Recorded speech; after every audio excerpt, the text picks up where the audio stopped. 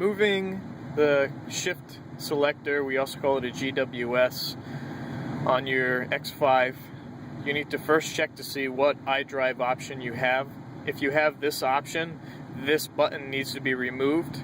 If you have this option, then the controller actually stays as one piece and you do not remove this button.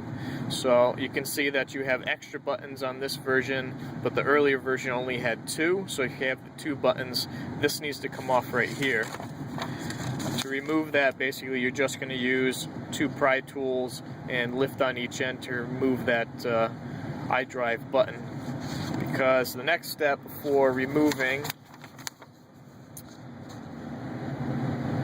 the trim panel, you need to use a pry tool, and you have clips at this spot, and this spot, and this spot.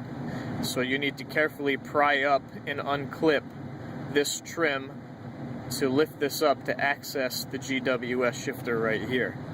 This is what it looks like underneath. You have these clips here, and they're basically just press fit in. Now for the gear selector itself, this is what it looks like underneath the trim.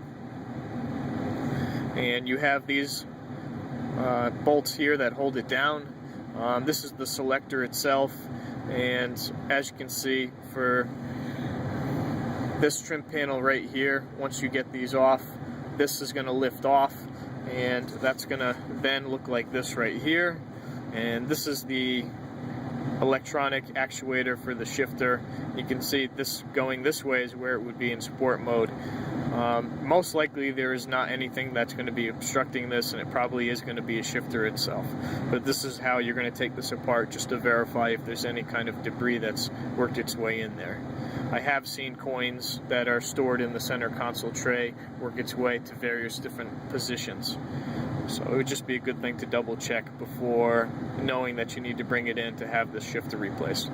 Programming is needed when the GWS shifter is replaced on this BMW.